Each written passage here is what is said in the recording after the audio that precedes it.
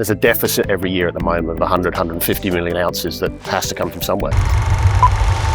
This is Jay Martin.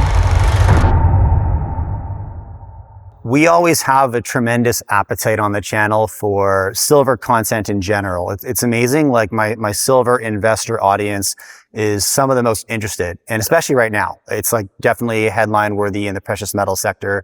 Timely because your company, Aftermath Silver, has a lot of it, and I want to talk about that. But before we get into that, I want to understand how you create a bit of a silver thesis, because it's a complex metal from my perspective to understand the forecast, because people lean on the monetary forecast or they lean on the industrial forecast, and those two things can be at odds. When they look at the supply, it's a funny metal because it's rarely the primary production of a company. And so as a result, supply doesn't really respond to price like another metal might.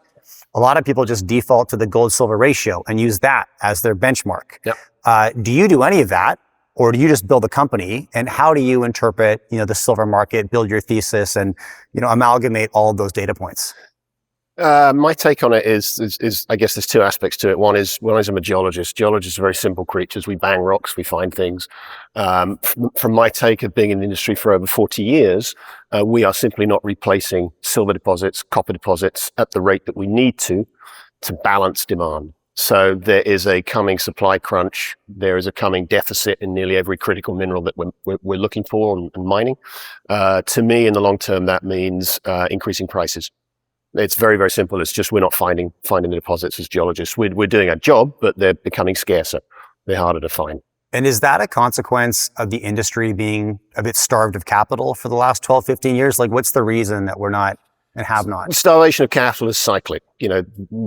I've seen multiple cycles. It comes and goes. Okay. There's you can counterbalance that with quality projects. But quality projects are becoming harder to find. It's technically harder. You have to look deeper. The stuff that's outcropping is more remote or just has simply been found. So it's just getting tougher and tougher to find deposits to replace what we're consuming. I mean, silver consumption is running at 1.15 billion ounces a year, something like that. This year's supply was 1.03. So there's a deficit every year at the moment of 150 million ounces that has to come from somewhere, and we're just not finding it. There's a deficit every year of 100 to 150 million ounces, right? And that's going to continue to accumulate. Yep. It's the same with copper. Copper is exactly the same. We have 22 million tons per year, I think, of supply versus a demand of over 30 million. Yes. The rate of discovery of copper deposits has dropped from probably 150 to 200 from 1990 to about 2010. In the last 10 years, we've discovered, I think, 9 or 10 major deposits. That's right. So, the discovery rate, it's just declining.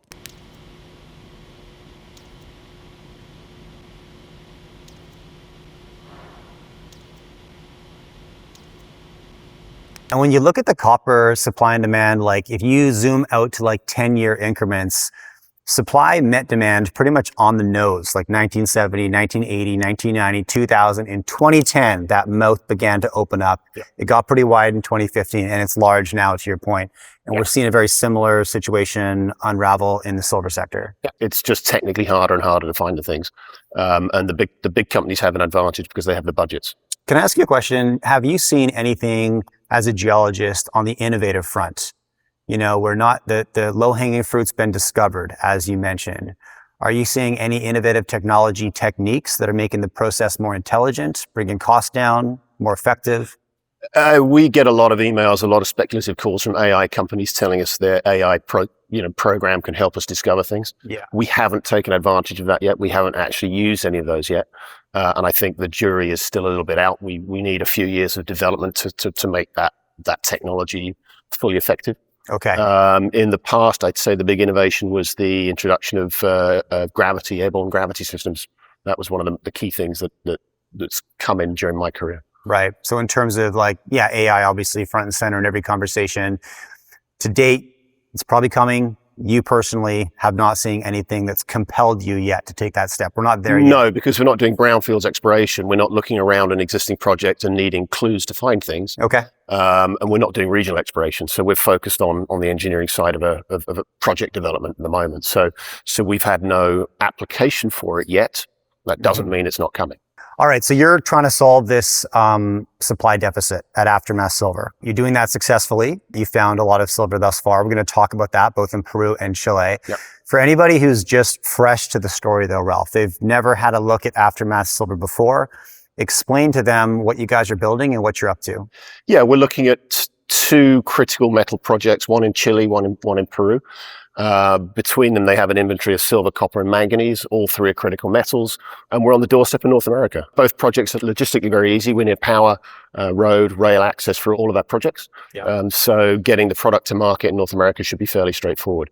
And we're looking at first production probably in the early 2030s, which is when the major supply crunch is coming in especially manganese. So when you say first production, can we start with Peru? Yep. Let's start with what's going on in Peru.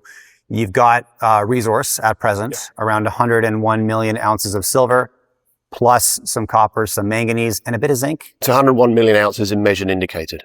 Yes, in M&I. Thank you for that. And an additional 30. Inferred, there's about another 40 million. Another 40, okay. So I'm not allowed to add the tons together, the tons and grades together under 43101. You'll have to do that math yourself. Right. But the grade of measured and indicated is about 78 silver, about 0.67 copper, and about 6% manganese.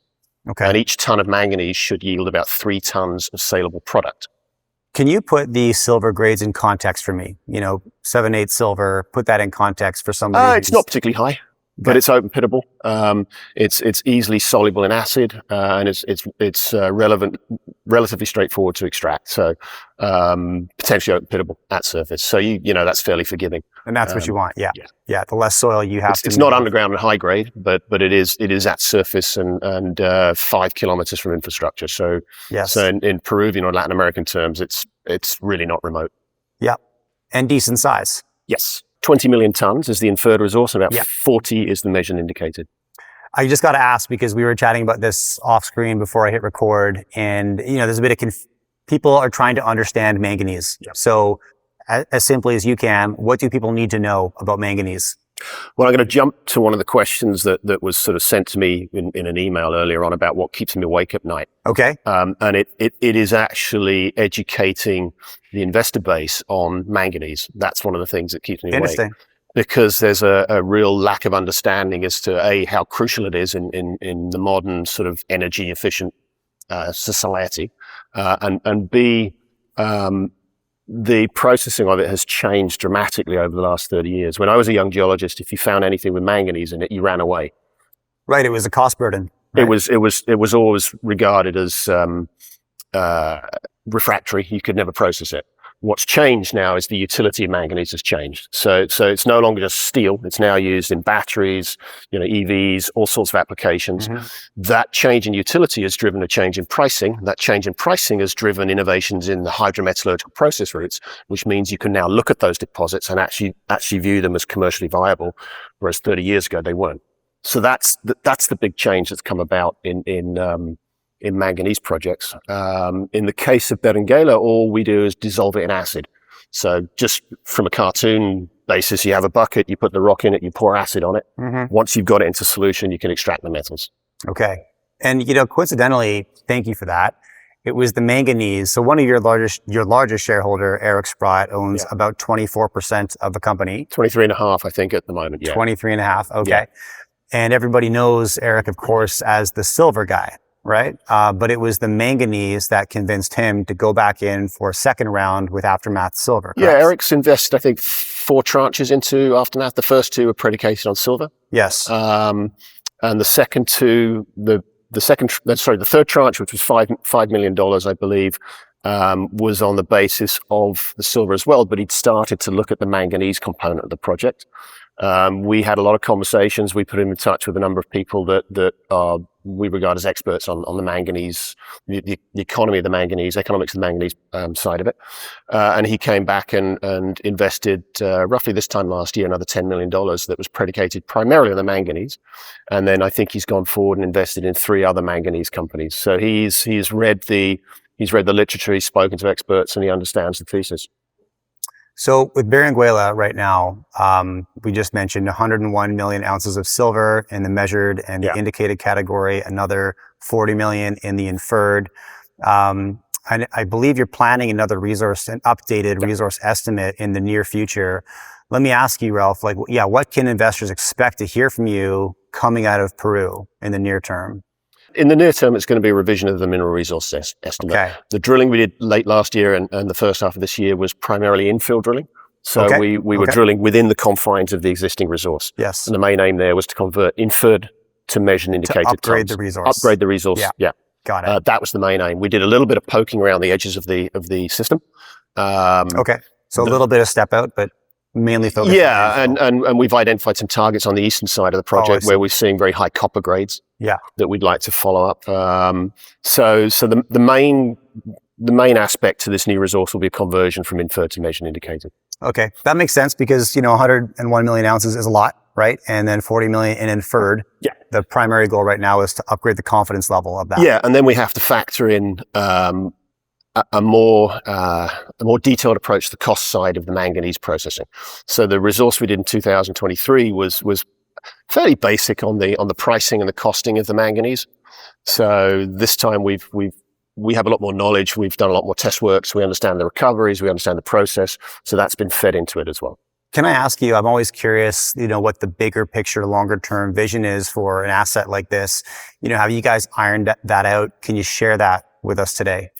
We're looking at a lot of different aspects to it. So one of the things Mike Williams, my chairman, and I recognized probably second half of last year is he's a capital markets guy and I'm a geologist. Okay. We're not engineers. And the project was moving very rapidly towards the point where we needed a lot of very skilled engineering help.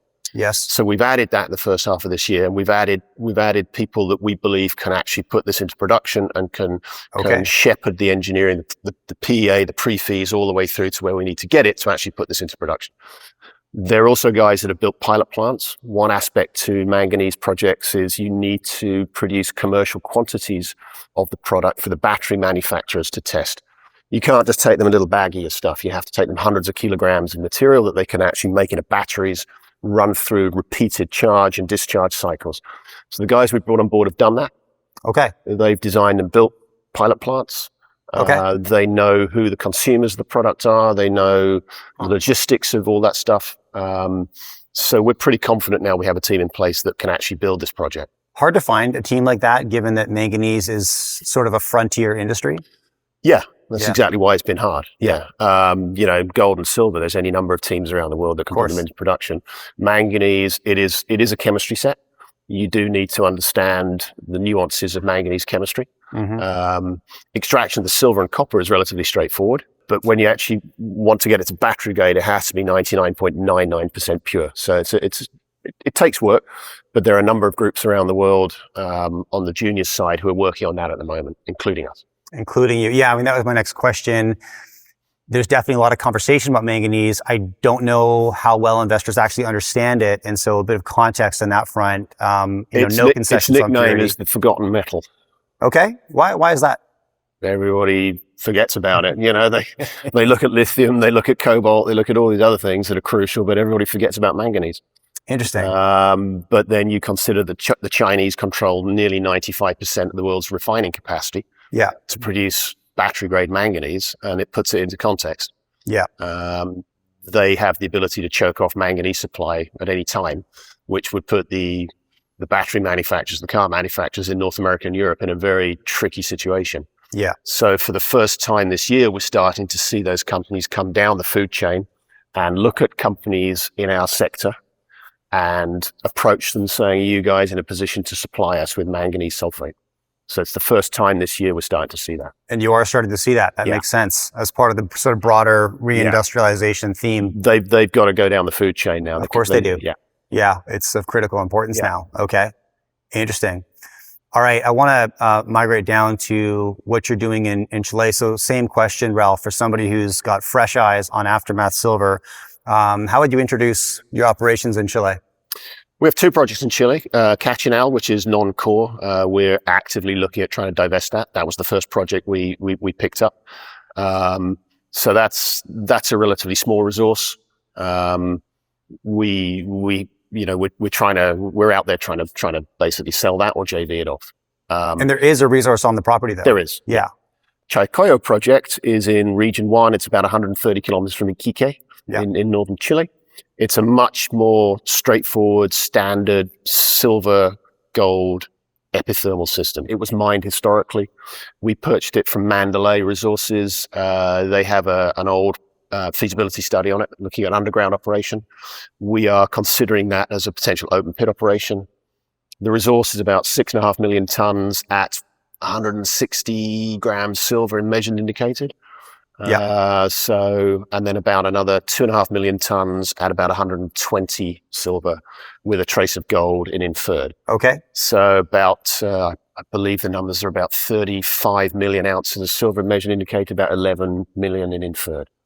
Okay. So we are looking to do some drilling. We've actually, we're kicking off a drill program now. It's going to be a limited program. We're just testing the limits of the resource to see whether there's expansion potential there. Okay. But it's a very conventional silver gold project. Yes. With decent Nice grades. and simple. Yeah. Yeah. Nice and simple. Okay. Yeah. And what's the scale of that drill program right now? I know you said it's limited. Seven or 8 holes, nothing particularly major, a couple of thousand meters. And the intention is to test the outer edges? Yes, 1 or 2 holes into high grade areas that we want to make sure are as advertised.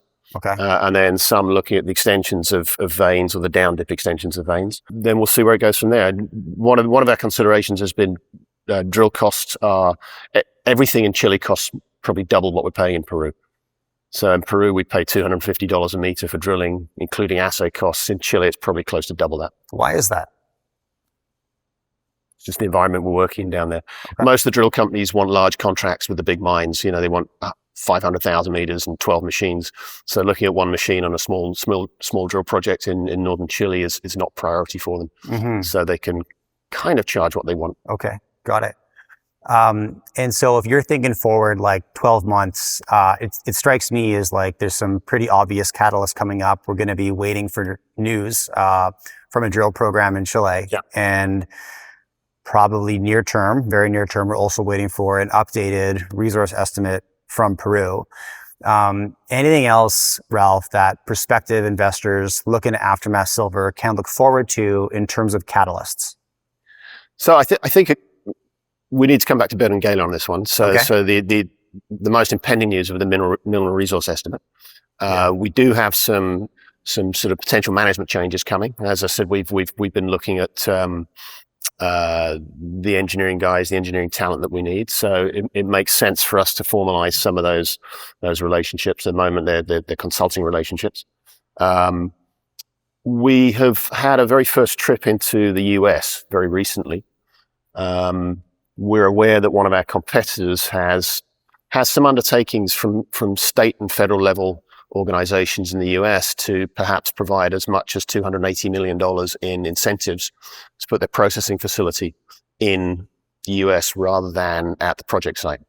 So we've had a first look into 4 of the southern states that are on deep water that have cheap energy costs, with a view to perhaps, as part of our engineering studies, one aspect to it will be looking at a processing plant in Peru. Another aspect would be looking at perhaps just the mining of the ore in Peru. Yeah. And then shipment of that to somewhere in the US where we have access to cheap power, cheap land, and state level governments that are openly soliciting investment. Okay. So there's 2 aspects of the project that we're looking at the moment. We've done a lot of internal work as part of the PEA study that's ongoing at the moment. Mm-hmm. We're becoming increasingly comfortable with the concept of moving to a pre-feasibility study fairly soon. Oh, really?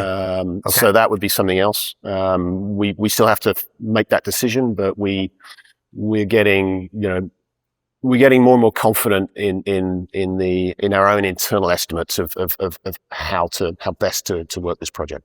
But from the looks of it right now, given what you know, the intention is to move forward and put this into production yourself. So this is not an M&A play from your perspective. We have the team in place, and we will expand that team. But we have the team in place, we believe, to put it into production. People that have done it before or done most of that process before. As I mentioned earlier on, a pilot plant is part of that equation. You have to produce commercial quantities of the manganese product for the purchasers to test. So as part of the moving into the bankable feasibility study, we would at some point have to look at either building or purchasing a pilot plant, or adapting one that's already out there, so that we can actually produce, hundreds of kilograms of material. And prove that you can meet the required minimum, right? And the consumers want to see that you can run one of those plants for 6 months. You're not just turning it on for a couple of days and making what you need. They want to know that the process works over a long period of time, and you can consistently supply what they need, the right quality. Backing up, the other aspect of the Beringala project is we do have some exploration targets on that project. One that we're calling Refugio, which is a copper project to the southeast of Beringala. We're seeing 2 kilometers of copper in soil at surface. It's a very, very interesting copper target. We don't believe it's genetically linked to the Beringala project. Okay. So it's something else. We would like to drill that. We should have drill permits for that project probably towards the end of this year. Okay. And that will be a separate project to Beringala. It's in the same concessions. But if that turns out to be something, it makes the copper aspect of the project increasingly important. Yeah, it certainly does. Yeah, but as you said, you don't think it's genetically linked to Beringala? It's sulfide rather than oxide. Beringala is oxide. This thing looks like it's sulfide. Right. Okay. At the moment. Interesting. And so putting together a drill program, relatively near term, I think you said end of this year? Yeah. Yeah. Okay. Drill permits. Yeah. Yeah, it takes a while. You have to go through environmental permitting, all the rest of it. And we're also going through a budgeting process at the moment to look at what we need to, first of all, a wish list budget. What do we need to do everything we want to do? Yeah. And then we can look at the capital markets and scale it back as necessary and say, all right, this is what we're going to do here, here, and here. The rest of it we can park for now. Okay. And can you walk me through the company's cash position and cash needs over this same time period? So we're looking at some drill results coming out of the south in Chile and the resource estimate coming out of the north in Peru. How's the company's cash position today? What are the needs, and do you expect to go back to the market anytime soon? So at the start of October, we had about 13 million Canadian in the treasury. Yeah. Since June of this year, we've had $6 million come in via warrants and options. Yeah. So we've maintained the treasury, relatively stable treasury for most of this year. We have 315 million shares issued, 10 million options, and about 25 million warrants, many of which are held by Eric Sprott. I was going to say, 315 and a quarter of those go to Eric.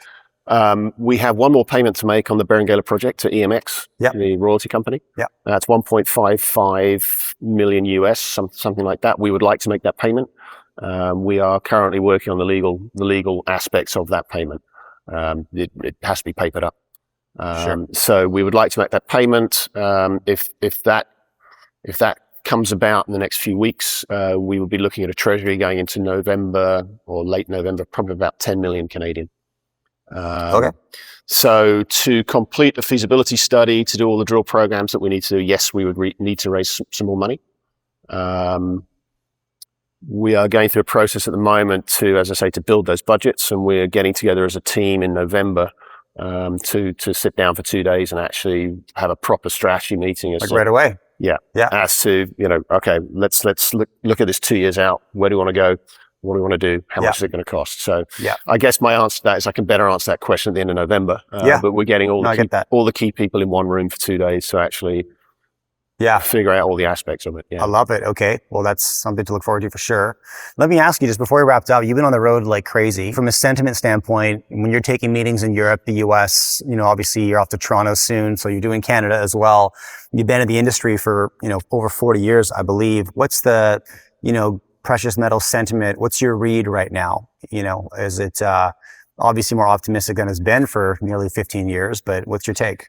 People with quality projects can finance them. People with quality projects are getting financed. Can finance them. I got a similar read, actually. Yeah. Interesting. But we're not quite at the point where anything gets financed. But I think probably in August there was a little bit of mania kicking around. I mean, there was a lot of money floating around. A lot of projects were getting financed. A lot of people were raising money, whether or not they had. But at the moment, I'd say it's still really, you need quality technicals to raise the big money. Great news, right? It should be difficult to raise a bunch of money. It shouldn't be easy, right? You should have to have something incredibly valuable to go to the market and get rewarded for it. Whether or not the generalists are fully on board yet, we'll see. I don't think they are. I don't know what your take is on that, but it's funny, like inside the industry, because we're so insulated, like, I talk to silver and gold investors all day long. And so in my circle, it feels like the industry is getting very frothy. But if I take one step outside of that and talk to, like some entrepreneur friends of mine who have made some money and are intelligent, critical thinkers that invest on the side, they're not even thinking about gold and silver yet. They're still throwing money at the broad equities market like it's the most obvious thing anybody should do. But I was in a taxi recently, and the taxi driver asked about the gold price. Oh, really?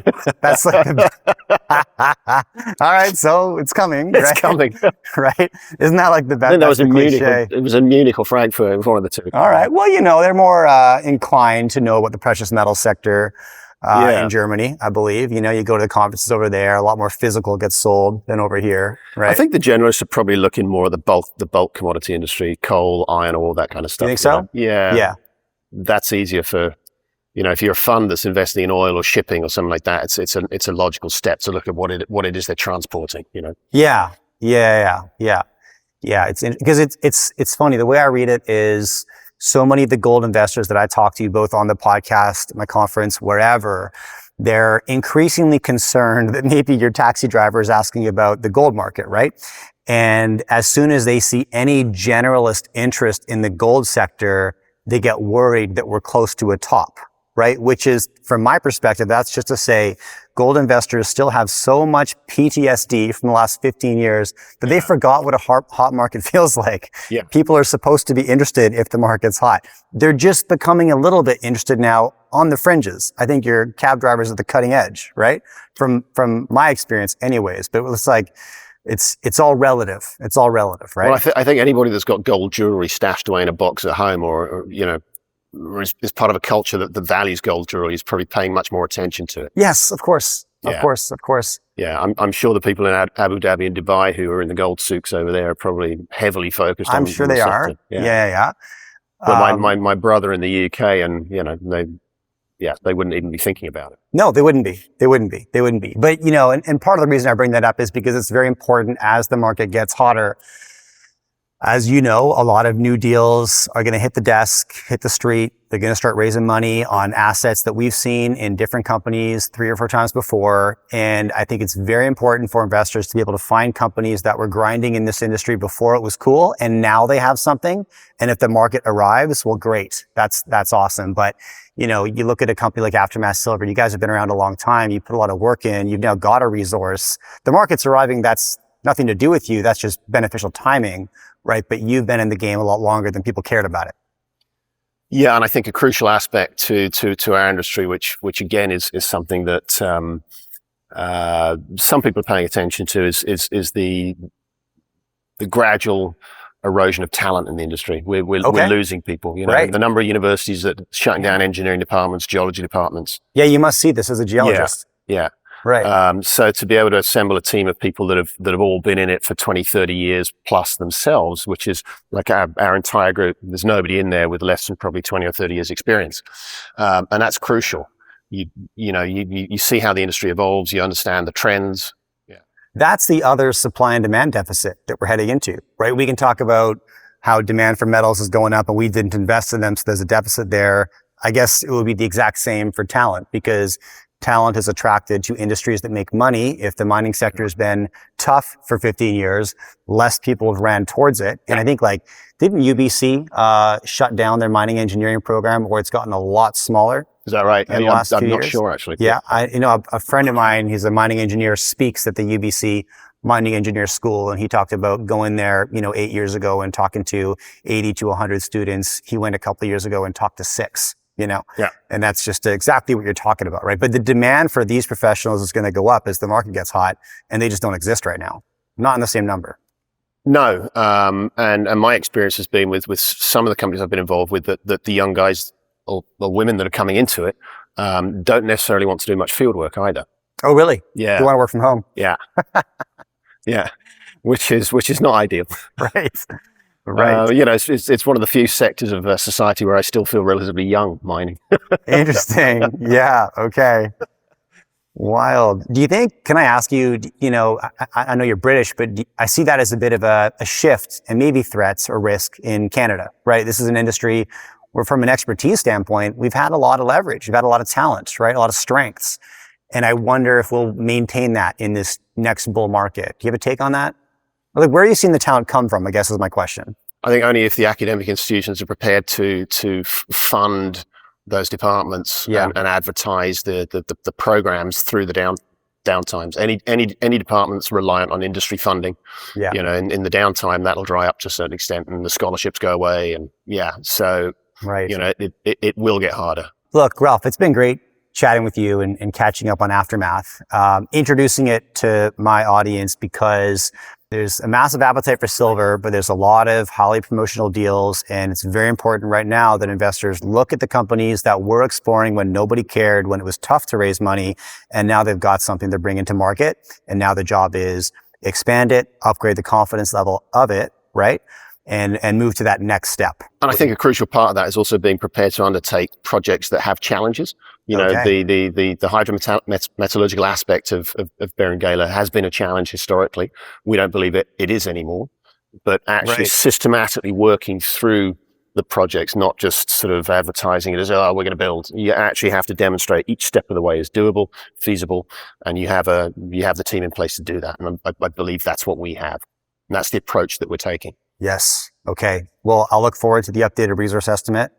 We'll look forward to results coming out of Chile and a pre-feasibility. What's the timeline on this, Ralph? Our target is the end of next year. Yeah. Most of the work we've done at the PEA level already is to PFS level, we believe. Sorry, and that's what I meant to say. Yes. Yeah. Certainly to the on the engineering side of it, the hydrometallurgical side of it, the plant design side of it, we think that is currently at PFS level. Okay. And our understanding of the costing and the processes is at PFS level. So it's a natural transition for us to take that information and actually just, you know, move into a PFS. Okay. Well, look, I appreciate it. And, you know, I'll just close with, I also appreciate before the interview, I asked if we could sort of chat macro for a little bit.